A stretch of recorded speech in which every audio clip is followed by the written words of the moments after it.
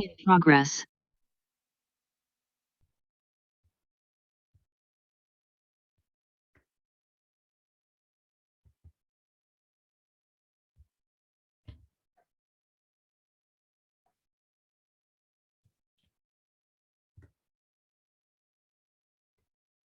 Buenos días. Solo tenemos a una estudiante en esta mañana. Voy a esperar unos 2 minuticos mientras voy explicando la temática de la clase de hoy. Entonces, Margelis, que está ya conectada. Buenos días, profe, buenos días. Vamos a iniciar esta clase número 15, finalizando nuestro módulo de ciclo 3. Vamos a trabajar con intentando terminar este módulo. Si nos quedan algunas preguntas, creo que quedan 2, 3 preguntas, de pronto que no alcancemos, la idea es que sí lo hagamos, entonces necesito de su organización, de su tiempo, que nos puedan, por favor, prestar atención. Yo sé que en este grupo somos poquitos, pero la idea es que todos trabajemos a un mismo ritmo. Les recuerdo que esta semana, ustedes deben estar, esta semana que empieza mañana, me refiero a partir del lunes, ustedes tienen a partir del lunes la oportunidad de enviar ya sus productos finales académicos. ¿Cuáles son esos productos académicos que ustedes deben entregar? Pues el módulo totalmente ya diligenciado con sus 200 preguntas. También deben enviar el ensayo a la información que ya les dieron cada uno de sus gestores. Entonces, pues, en ese caso ya quedamos claros. También estábamos mirando la opción de manejarlo del foro, pero por tiempo no alcanzamos. Entonces, solamente vamos a manejar esos 2 productos académicos. Vamos a manejar el ensayo y vamos a manejar el módulo el módulo completo. ¿Listo? Para que lo tengamos en cuenta. Listo, chicos. Entonces arranquemos la clase del día de hoy. Recordemos que la clase pasada quedamos en la pregunta 177. Quiero que vayan rápidamente al módulo, a ese cuestionario evaluativo, y vamos a responderlas para poder arrancar con nuestra clase del día de hoy, que es a partir de las 180. Entonces dice, 177, entre otros temas de los que se hablan en la literatura latinoamericana contemporánea, encontramos. Entonces, nos dan 4 opciones: la historia de Asia, la B, manuales para estudiantes de colegios e institutos, la C, libros de brujería y grimorios, y la D, libros que hablaban de desigualdad social y las consecuencias de la modernidad. Bueno, entonces aquí la respuesta correcta es la D. Les quedé viendo esas hace 8 días. 178.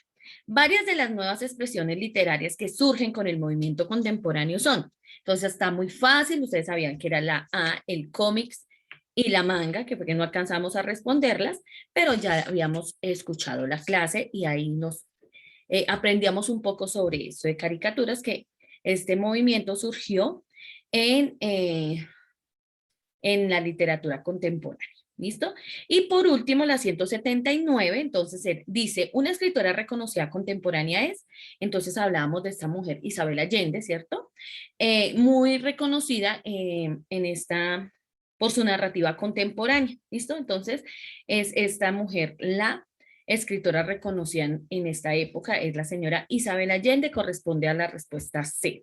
Hasta ahí yo les debía.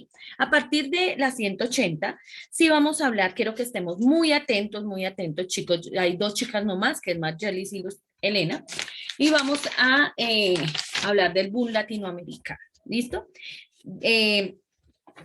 Vamos a empezar diciendo qué no es. Voy aquí a minimizar un poco. Exacto. Muy bien. Vamos a empezar hablando qué no es el boom latinoamericano. Entonces, el boom latinoamericano no es un estilo artístico, no es una corriente narrativa y no es una generación. ¿Listo? Eso es lo que no es el boom latinoamericano. ¿Qué sí fue el boom latinoamericano? Entonces, fue un periodo literario, pues ya tengamos en cuenta que fue un periodo literario que surgió en los años 60 y 70 del siglo XX en América Latina.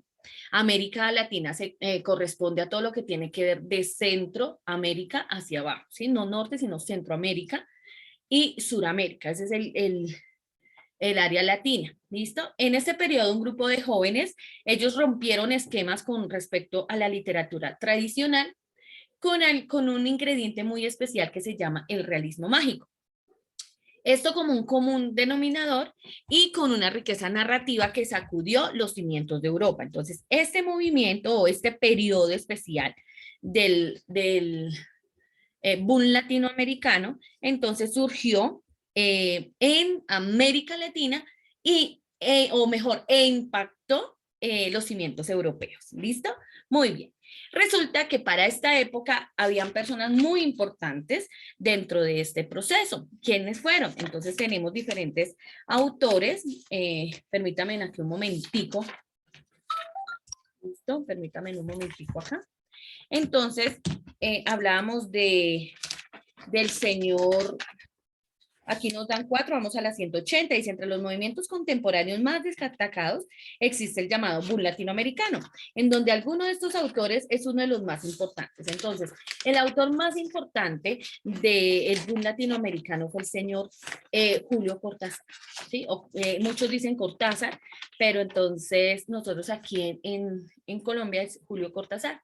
Fue muy conocido por sus diferentes obras. Una de sus principales se llama La Rayuela, para que lo tengan en cuenta. Este hombre influyó muchísimo en este boom latinoamericano, ¿cierto? Les voy a hablar un poquito, no tengo en la diapositiva a Julio Cortázar, pero quiero que ustedes escuchen algo de lo que tengo aquí, un apunte que tengo de él muy importante. Su nombre completo es Juan Julio Florencio Cortázar, y es un escritor argentino, ¿listo? Este hombre también fue muy conocido, o se conoce a nivel mundial, de todos los aspectos, porque él fue el que escribió y tradujo muchísimos libros, ¿sí? Para la UNESCO, o sea, un hombre muy conocido a nivel mundial. Una de sus más importantes como historias que él tuvo fue La Rayuela, como les decía yo. ¿Listo? Entonces, Julio Cortázar, un excelente, de verdad, escritor. ¿Listo? Entonces, vamos a el tipo de literatura que le gustaba. Entonces, era una mezcla entre narrativa, entre crónica, entre poesía y ensayo. Como por ejemplo en la vuelta El día en 80 mundos. Hay muchísima información de él, entonces ya tenemos la respuesta de la pregunta 180, entonces ya saben ustedes cuál es, la van a marcar muy juiciosos. Listo. Dentro de lo que estamos hablando acá, que fue un periodo literario que surgió en los años 60 y 70 del siglo XX en América Latina, sabemos que fue un boom o casi todas las revoluciones, o más que revoluciones, movimientos que se empiezan a surgir, son a causa de jóvenes rebeldes, inquietos, que no se quedaron, que no se quedaron quietos frente a lo que ocurría. Todos los cambios tenían que ver con la situación social y política de los países.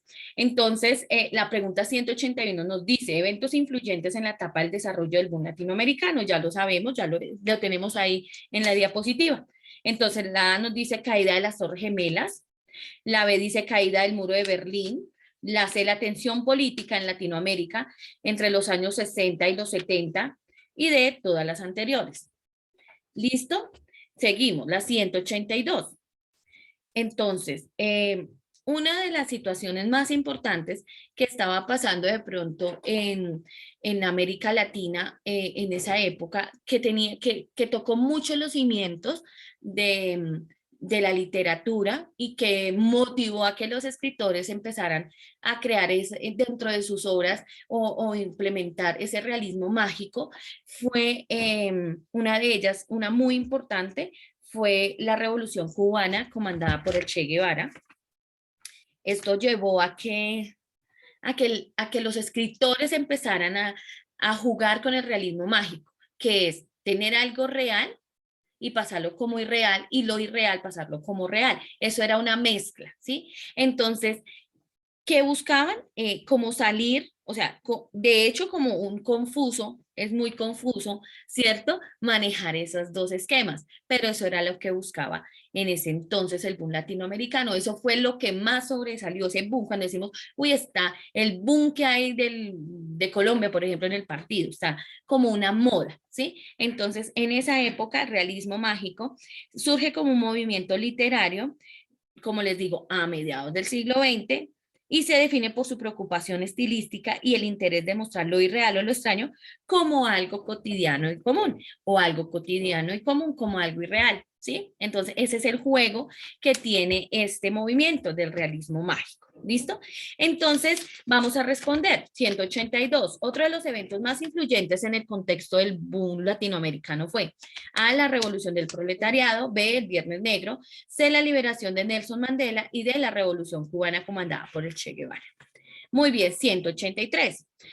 Esa es muy interesante porque ya lo poquito que les he explicado, ustedes yo creo que han ido entendiendo un poco sobre este movimiento. Dice, en pocas palabras, el boom latinoamericano es A, una propaganda universitaria, B, una moda musical, C, un eslogan que se difundió por el mundo y D, el auge y florecimiento de un periodo literario y editorial en toda Latinoamérica. Entonces, usted ya, basadas en lo que han ido escuchando, van a responder. ¿Listo, chicas? 184. Dice, ¿cuál era el común denominador en la narrativa de los jóvenes escritores del boom latinoamericano? A, la poesía, B, la música, C, el realismo mágico, D, el texto meramente académico. Entonces ya sabemos qué es, ¿cierto? Y del cual vamos a hablar en este momento. Listo. Entonces, el realismo mágico, entonces yo ya les dije, bueno, de una manera muy, bueno, como aparece realmente en los contenidos, pero el realismo mágico, aparte de ser ese movimiento, es un tipo de narrativa, o sea, es un tipo de narrativa en la cual lo extraño y lo peculiar se presenta como algo cotidiano, o mejor dicho, es una narración que juega con estas cosas irreales y reales. Aquí lo dice en la diapositiva, si ustedes están bien pendientes, dice que los temas y los géneros en el boom latinoamericano, entonces el realismo mágico, entonces dice, la narrativa describe cosas irreales como si fueran reales y cotidianas, y las cosas cotidianas como si fueran irreales. Se renueva el lenguaje, las técnicas narrativas y las historias que pueden estar basadas en sucesos de la vida real. Y lo real, maravilloso, tiene sus raíces en las culturas de ciertas zonas de América Latina, raíces indígenas y africanas, resalta los elementos extraordinarios de nuestra cultura, haciendo natural lo que en otras culturas sería mágico y sobrenatural. ¿Listo? Entonces, eso es lo que hace este movimiento, porque el realismo mágico sí es un movimiento. ¿Listo? 185. Se le llamó boom latinoamericano debido a qué? Dice A, solamente lo componían autores de América. B, solamente lo componían autores de Sudamérica. C, solamente lo componían autores de Centroamérica y D, ninguna de las anteriores. Listo, muy bien. 186. Otra característica del boom latinoamericano fue A, que creaban mucho pero no defendían su cultura. B, que jamás se apoyó la creación de cuentos. C, que era un tipo de literatura que experimentaba y al mismo tiempo denunciaba la situación de sus países. Y D, que en realidad todo el estilo fue europeo. Aquí aclaramos que este estilo no fue europeo, por el contrario, Europa fue uno de los países más interesados por este boom, pero este boom fue latino, ¿listo? Totalmente de América Latina, listo, muy bien. Recordemos que si estamos hablando de realismo mágico y lo real maravilloso, estamos hablando de diferentes autores, de personajes que corresponden a un mundo imaginario o a un mundo mágico también, ¿cierto? Entonces, si hablamos de algo conocido como que describe cosas irreales como cotidianas y cotidianas como si fueran reales, entonces es un juego de palabras que hacen y descripciones, donde los personajes y o sea, los temas y personajes correspondían también a un mundo que irreal e imaginario. Entonces, ahí para que podamos responder la pregunta 187, que nos dice, en referencia a los temas y a los personajes que se abordaron en el boom latinoamericano, se puede decir que A, los temas y personajes corresponden a la realidad puramente latinoamericana, ficticia. B, los temas y personajes corresponden a un mundo imaginario o mágico. C, los temas y personajes no tienen la menor importancia. Y D, ninguna de las anteriores. ¿Listo? Entonces, vamos a marcar rápidamente cuál es la respuesta correcta. ¿Listo? Seguimos. Ok.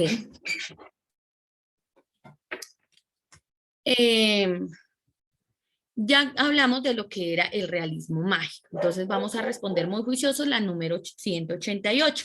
Dice, se puede entender como realismo mágico. A, el uso de la magia para crear los libros.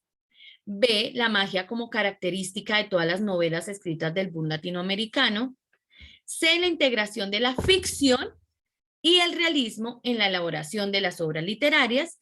Y D, el uso de la palabra magia y realismo en cada una de las obras de dicha época. Vuelvo y recuerdo, lo que hace el realismo mágico es integrar, ¿sí?, las cosas que son de la ficción a la realidad y de la realidad a la ficción. Como dice ahí mismo, la narrativa que describe cosas irreales como si fueran reales y cotidianas, y las cotidianas y reales como si fueran, ¿qué? Reales. Muy bien. Y reales como si fueran reales. Ok, 189. Una de las novelas más influyentes del boom latinoamericano, yo les dije al principio, es La Rayuela, la cual fue escrita por, ya sabemos quién la escribió porque fue el primer personaje que hablamos al ingresar a esta clase. Entonces, A nos dice que es Silvio Rodríguez, B nos dice que es Augusto Boal, y la C nos dice que es Ernesto Guevara, y la D nos dice que es Julio Cortázar. Entonces, ustedes van a responder, ya saben cuál es. Y la 90 dice, el libro La ciudad y los perros fue escrito por. Entonces, este libro también es muy conocido a nivel del realismo mágico, ¿sí? La ciudad y los perros. Ya les digo, aquí rápidamente busco en mis apuntes. Listo, para que les quede muy claro a ustedes. La ciudad de los perros es la primera novela del escritor peruano Mario Vargas Llosa, ganadora del premio Biblioteca Breve en 1962. Fue publicada en octubre de 1963 y ganó el premio de la crítica española. Originalmente el autor la tituló La morada del héroe y luego Los impostores. Entonces, La ciudad de los perros es una novela escrita por un peruano llamado, ¿qué? Mario Vargas Llosa. Entonces ya pueden responder la pregunta 190 de su módulo. Ahora vamos a ir a otra. Aquí tenemos un pequeño compendio del señor Gabriel García Márquez, que dentro de nuestro país es el representante máximo del realismo mágico y del boom latinoamericano. Fue uno de los protagonistas. Gabriel García Márquez fue novelista, escritor de cuentos, guionista y periodista. Es considerado uno de los autores más significativos del siglo XX, al haber obtenido el Premio Nobel de la Literatura por sus novelas e historias cortas, en las que lo fantástico y lo real son combinados en un mundo tranquilo de imaginación rica, reflejando la vida y los conflictos de un continente. Una de las principales características de su forma de vivir fue el realismo mágico. Entonces ahí ya tenemos como el cierre de ese tema. Ahora vamos a hablar. Dice tema número 14, faltas gramaticales. Entonces, ¿qué son esas faltas gramaticales? Entonces, ¿es una falta de ortografía o es un error que muestra un modo incorrecto de poner la palabra por escrito o errores que no respetan las normas gramaticales? Vamos a ver algunos ejemplos. Se dice que una discordancia es cuando una palabra no está de acuerdo a lo que debe expresar o a lo que desea expresar. ¿Listo? Entonces,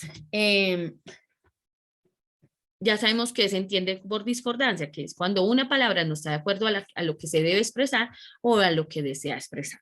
Dentro de la discordancia gramatical, que es esa falla de palabras, vamos a ver dónde colocamos esto que no le estorbo, muy bien. Dentro de la discordancia gramatical es cuando el sentido y el tiempo verbal que está utilizando en una frase no corresponde uno con el otro. Muy fácil. O sea, decir, profe, eso es un enredo. No, no es un enredo. Aquí tenemos un ejemplo. Dice, mañana estoy caminando a las 8. Si ve que hay un error, ¿dónde está el error? Dice, mañana estoy caminando a las 8. En el tiempo, ¿cierto? No es estoy, y aquí es en el verbo estar, ¿cierto? Estoy, su verbo original es estar. Entonces yo no puedo decir estoy porque lo estuviera colocando en tiempo presente, sino debo decir lo que, porque me dice mañana. Entonces, mañana estaré caminando a las 8. Cuando nosotros encontramos frases como esta, sabemos que tiene una discordancia de tiempo. Quiere decir que no tiene sentido el tiempo verbal con el resto de la frase. ¿Listo? También encontramos discordancia de género. Sabemos que el género en gramática es cuando nosotros definimos si es femenino o si es masculino. Él para el masculino, ella para el femenino. Entonces vamos a leer, dice, el árbitro marcó la tiro libre. Entonces, ¿la tiro libre estará bien? No, porque sabemos que es, diría el masculino que sería él. Entonces, el árbitro marcó el tiro libre. Muy bien, eso se llama discordancia de género. También en gramática en español conocemos el número. El número nos habla de singular o nos habla de plural. Entonces, si es singular, entonces habla de una persona, ¿cierto? Cuando yo lo hablo en plural, de varias personas.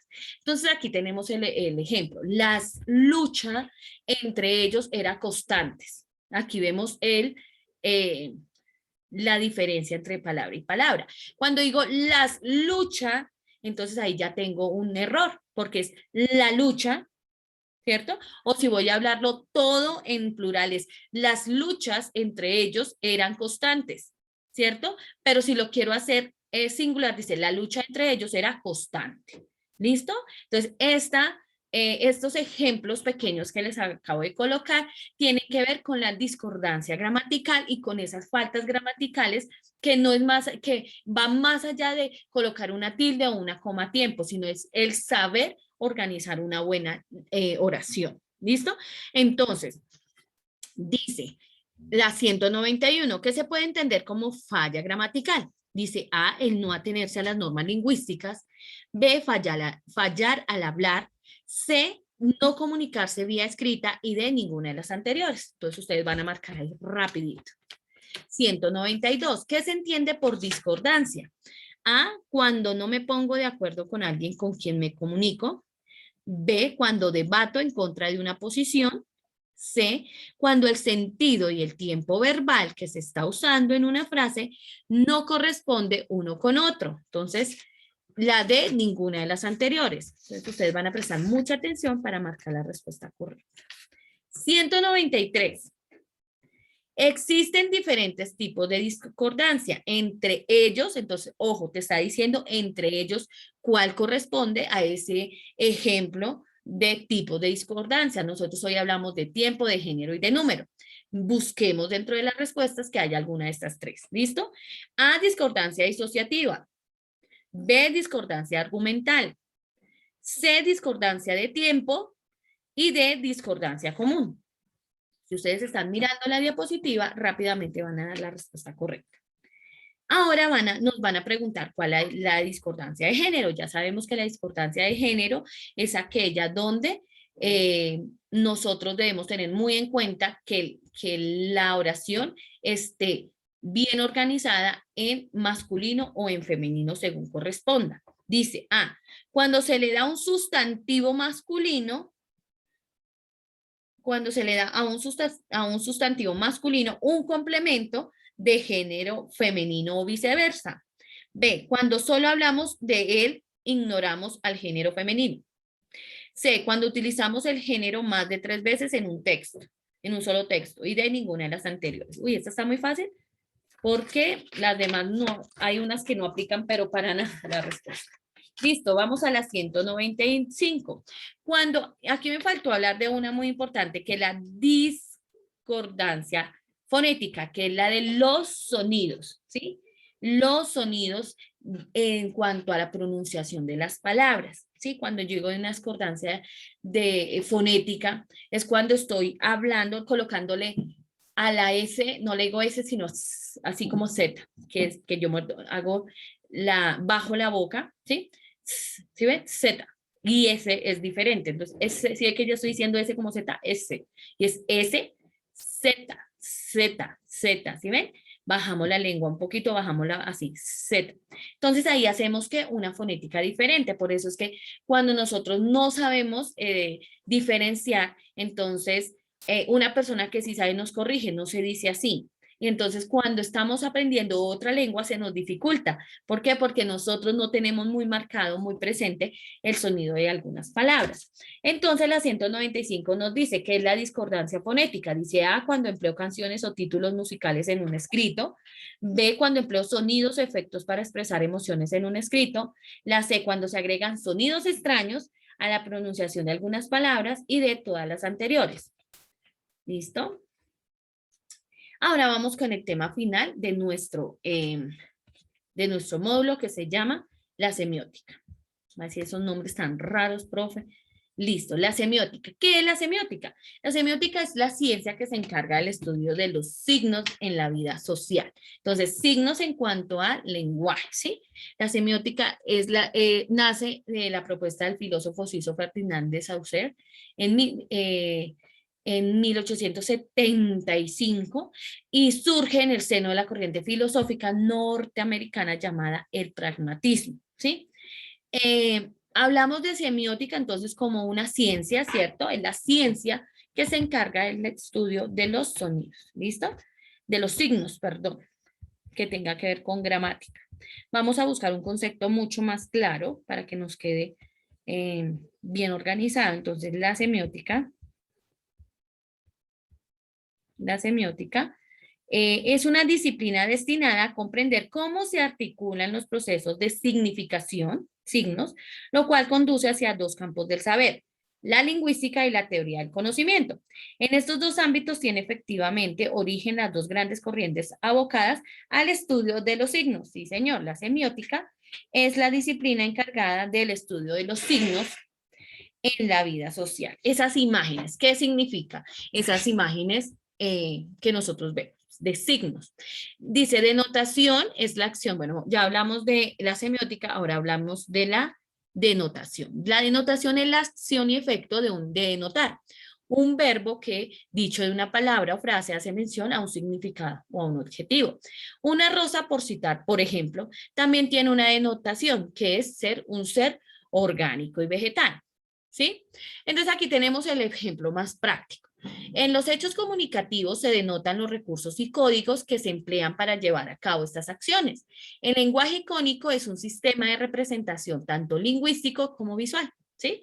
Entonces, bueno, no vamos a hablar antes del lenguaje icónico, estamos hablando antes de la detonación, o si no nos vamos a confundir.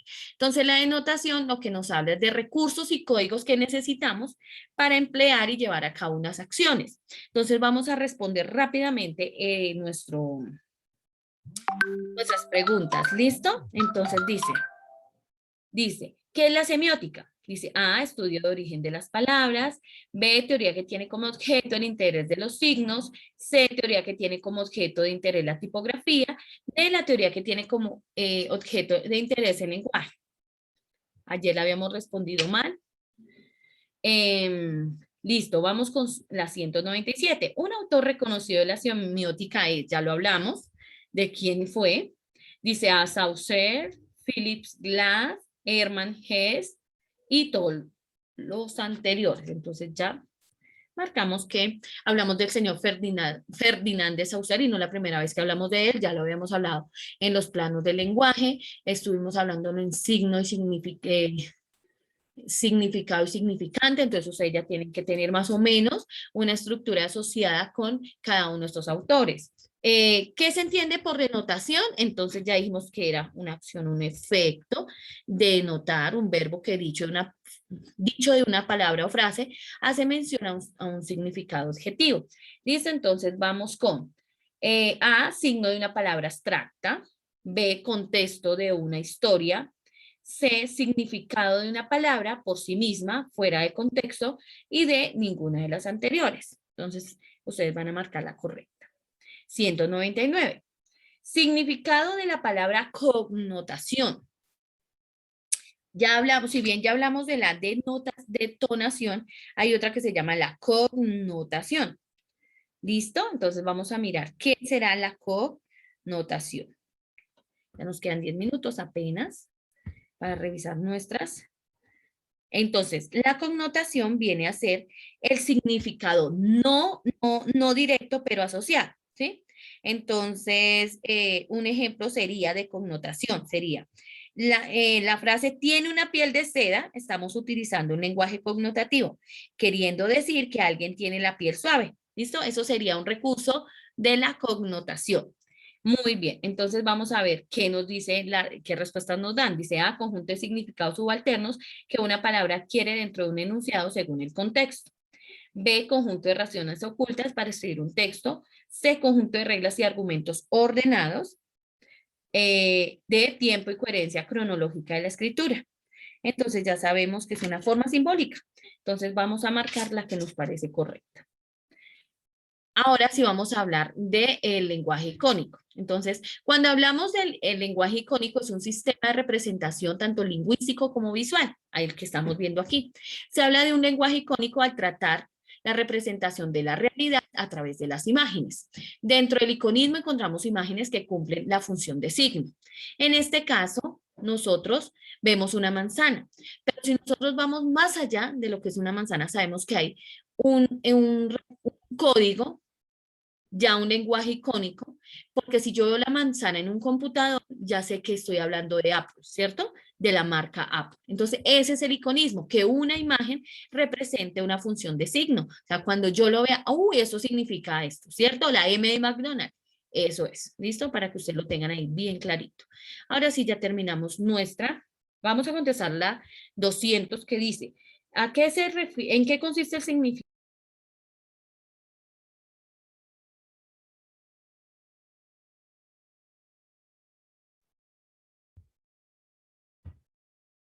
Listo, entonces yo creo que ya me están escuchando acá.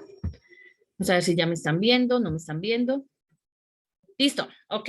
Entonces vamos con la 200. Entonces dice, ¿en qué consiste el significante icónico? Entonces A se refiere a las imágenes, sonidos, colores y ubicación de las letras.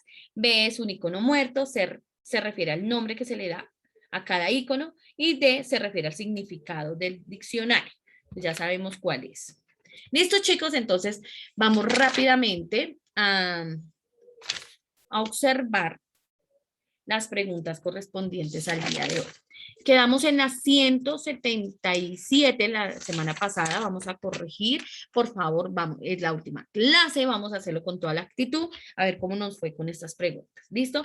Pregunta 177. Entre otros temas en los que se hablan en la literatura latinoamericana contemporánea, encontramos A, B, C o D. La D, profe. La D, muy bien, libros, porque ya habíamos, arrancamos la clase con ellas. Listo. 178. Varias de las nuevas expresiones literarias que surgen en el movimiento contemporáneo son A, B, C o D. La A. La A, muy bien, Mayelis. Espero que todos estén ahí pendientes y que también ayuden. 179. Una escritora reconocida contemporánea es A, B, C o D. La C. La C, muy bien. Listo. La clase de hoy, 180. Entre los movimientos contemporáneos más destacados existe el llamado boom latinoamericano, en donde alguno de estos autores es uno de los más importantes. A, B, C o D. La A, profe. La D, profe. La A, profe. La A. No, señores. ¿Cuál es la respuesta correcta? La La A. D de dedo. La A, profe. No, no es la A. La D. La D, muy bien, Julio Cortázar, y ya les había explicado. Listo, muy bien, chicos. Sigamos. Ya vamos a la pregunta 181 que corresponde al tema 13 del boom latinoamericano. Eventos influyentes en la etapa del desarrollo del boom latinoamericano. A, B, C o D. La C, profe. Muy bien, Mayelis, la C. Muy bien. 182. Otro de los eventos más influyentes en el contexto del boom latinoamericano fue A, B, C o D. La D. La D. Bueno, Margeli, vamos a darle también paso a que otros nos ayuden. Eres la que más rápido contesta. Entonces vamos a ponernos todos juiciosos y que todos salgamos respondiendo. ¿Listo? Vamos con la 183. 83. En pocas palabras, el boom latinoamericano es A, B, C o D. La A, profe. No, señora Luz Elena, no es la A. La D. La D, sí, señor. El auge y florecimiento de un periodo literario y editorial en toda Latinoamérica. No era una propaganda universitaria. Listo, 184. ¿Cuál era el común denominador en la narrativa de los jóvenes escritores del boom latinoamericano? Eso está muy fácil. A, B, C o D. La D, profe. No. ¿Cuál La es? C, la A. La C, profe. La C, el realismo mágico. El realismo mágico. Recuerden que estábamos mirando ese tema. ¿Listo? 185. Se le llamó boom latinoamericano debido a qué? A, B, C o D. A ver. La D, profe.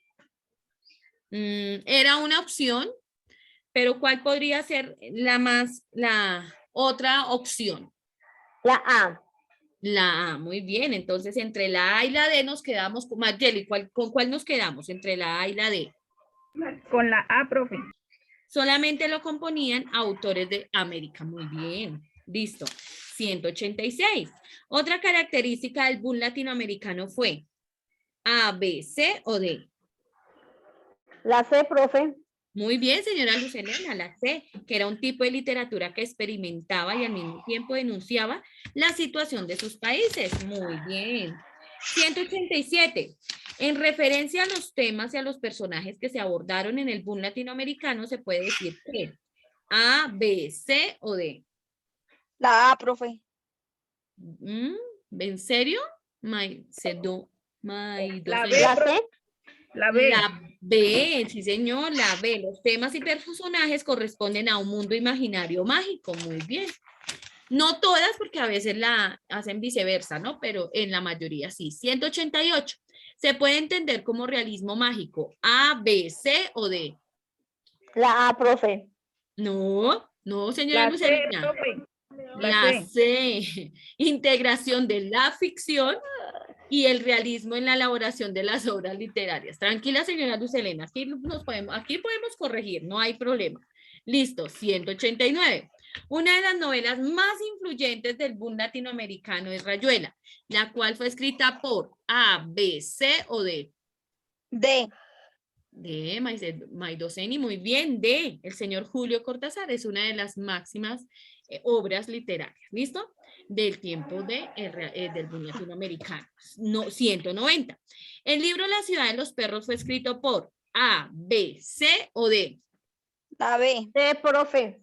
Uy, la B, muy bien. Mario Vargas Llosa, muy bien. Se estaban prestando atención. Listo, vamos con la 191. Ya vamos con el tema de las faltas gramaticales. 191, ¿qué se puede entender como falla gramatical? A, B, C o D. La B, profe. No. La A, profe. La A, Margelis, muy bien. La A, en no atenerse a las normas lingüísticas. 192, ¿qué se entiende por discordancia? A, B, C o D. La A, profe. ¿Quién La dijo C. la C? La A no, la C, cuando el No, la sentido... C, profe. La C, sí señor, La cuando C. el sentido y el tiempo verbal que No se me está abre, usando en una frase no corresponde uno con otro. ¿Listo? 193. Existen diferentes tipos de discordancia, entre ellos A, B, C o D. La C, A, profe. No, me están La como C. contestando como para ver cómo es. La C, discordancia de tiempo. Listo, 194. ¿Qué es discordancia de género? A, B, C o D. La C. La A, profe. No, No, Maidoceni, no es la C, No, me es la equivoqué. A. Ninguna de las anteriores. La D.